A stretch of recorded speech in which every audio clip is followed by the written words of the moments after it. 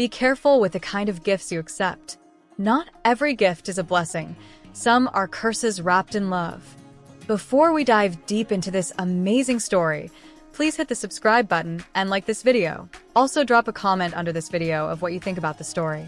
We love you. Now, let's continue. Once upon a time, in a small village in Nigeria, there was a big, happy wedding. Chioma was the bride, and she was so happy to marry Emeka, the man she loved. The wedding was beautiful. People were dancing, singing, and eating delicious food. At the reception, Emeka's stepmother, Mama Nneka, walked up to Chioma. She was holding a big, shiny gift, wrapped in golden paper.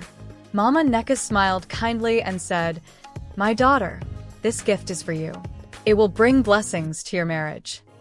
Chioma smiled back and said, "Thank you, Mama." She took the gift happily, thinking Mama Nneka truly cared for her. But deep down, Mama Nneka was hiding her true feelings. She hated Chioma and Emeka and had a wicked plan in her heart. A few days after the wedding, Chioma and Emeka were in their new home. They were opening their wedding gifts. They laughed and talked as they unwrapped each one. When Chioma got to Mama Nneka's gift, she opened it carefully. Inside, there was a wooden statue. It was carved beautifully and looked very expensive. "This is nice," Chioma said, smiling. Mama Nneka said this will bring blessings. She placed the statue on the shelf above the TV. Emeka didn't think much of it.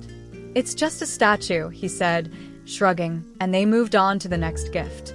But after some time, strange things started happening. Months passed, and Chioma was not able to get pregnant. She started feeling worried. People in the family began to talk behind her back. Emeka became quiet and distant. One day, during a family meeting, Mama Nneka said, "Chioma, you've been married for a while now. Why is there no baby? What's wrong?" Chioma felt hurt and embarrassed. She didn't know what to say. She could see Emeka looking away, not saying anything to defend her. As Chioma sat alone that night, her eyes fell on the wooden statue. Something about it made her feel uneasy, but she couldn't explain why. Several weeks passed, and things in Chioma's home became worse. She could feel that Emeka was changing. He no longer smiled at her the way he used to. He came home late and stayed quiet most of the time. Chioma also started hearing whispers. At family meetings, some people looked at her with pity, while others talked behind her back. She even heard some women say, "Maybe Chioma cannot have children." One day, Mama Nneka said loudly during a family gathering, "Chioma, a good wife should give her husband a child. What are you waiting for?" Chioma felt tears in her eyes, but she held them back. She turned to look at Emeka, hoping he would say something. But Emeka just looked away, pretending not to hear. Later that night, Chioma tried to talk to him. "Emeka, please, let's talk. I feel like something is wrong," she said softly. "There's nothing to talk about." Emeka replied coldly. "People are starting to ask questions, Chioma. Maybe they are right." Chioma froze. "What do you mean?" she asked, her voice shaking. Emeka didn't answer. Instead, he stood up and left the room, leaving her sitting there alone. Chioma became desperate. She wanted to save her marriage and prove to everyone that she could have children. She decided to seek help. First, she went to an herbalist in a nearby village. His small hut was filled with strange items, bottles, animal bones, and leaves.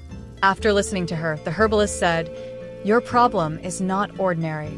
Someone close to you doesn't want you to have a child. Take these herbs and boil them. Drink the water every night." Chioma did as he said, but nothing changed. Weeks passed, and she still wasn't pregnant.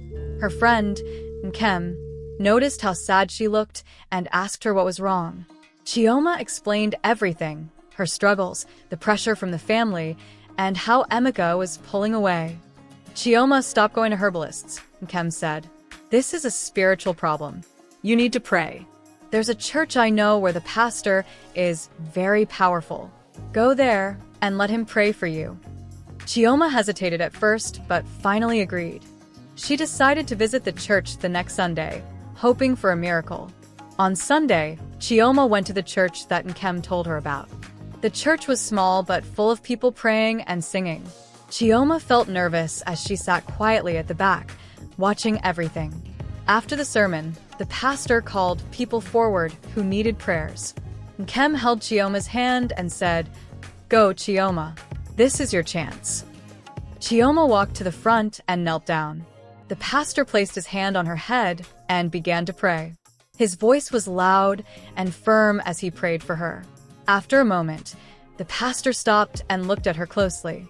"Sister," he said, "there is something in your house, a cursed object. Someone gave it to you to block your blessings." Chioma's heart started racing. She thought about the statue Mama Neka gave her at the wedding. The pastor continued, "This person pretends to love you, but they are filled with jealousy and hate. You need to remove that object and destroy it. Then we will pray again."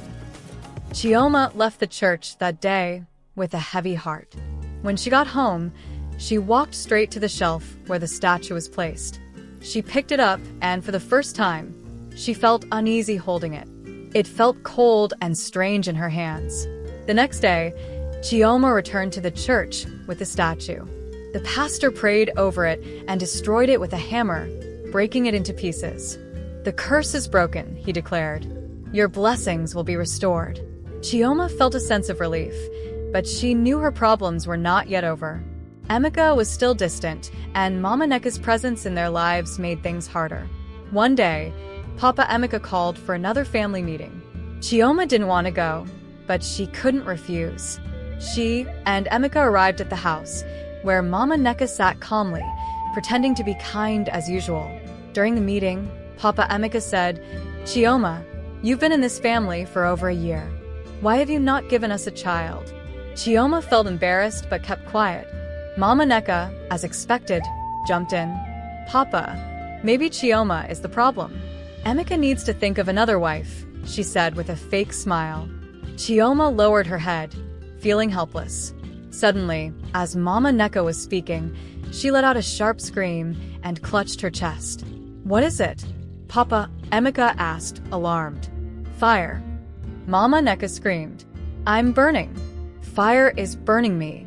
The entire family stared at her in shock. There was no fire in the room, but Mama Neka fell to the ground, rolling and crying. Please, stop it. "I'll confess." "What are you talking about?" Emeka asked, standing up. Mama Neka screamed louder, tears running down her face. "It was me. I cursed Chioma. I gave her the statue to block her womb. I wanted her to suffer." Everyone gasped. "Why?" Papa Emeka demanded. "I hate Emeka." Mama Neka cried. "He's not my real son. His mother left him here, and I never wanted him. I wanted him to suffer for taking my husband's love from me."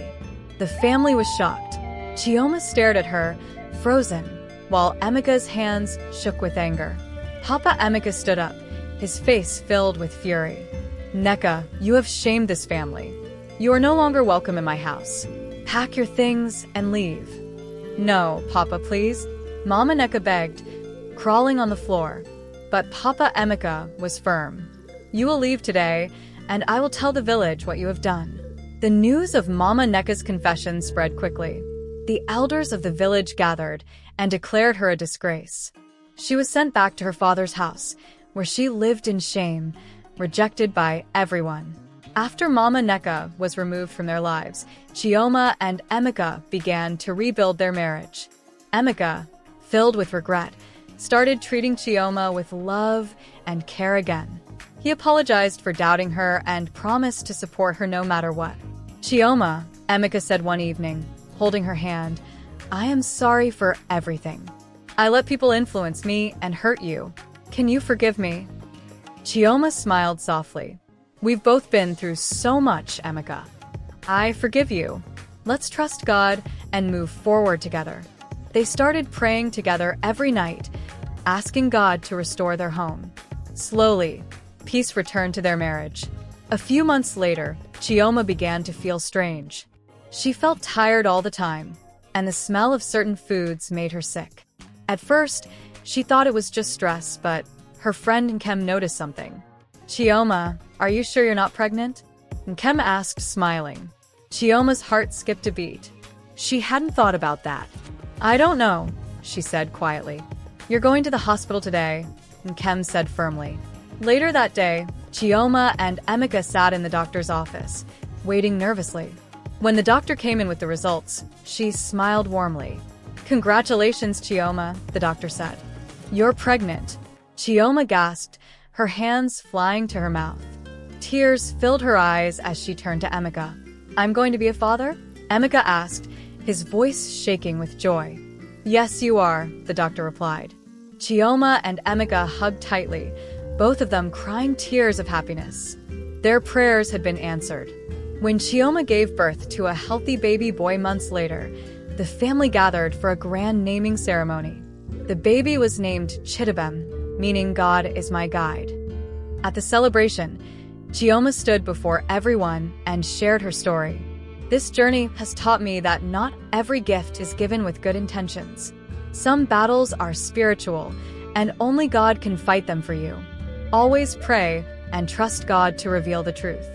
The guests clapped and cheered, celebrating the family's restored joy. Chioma looked at Emeka, who held their son proudly, and felt a peace she hadn't known in a long time.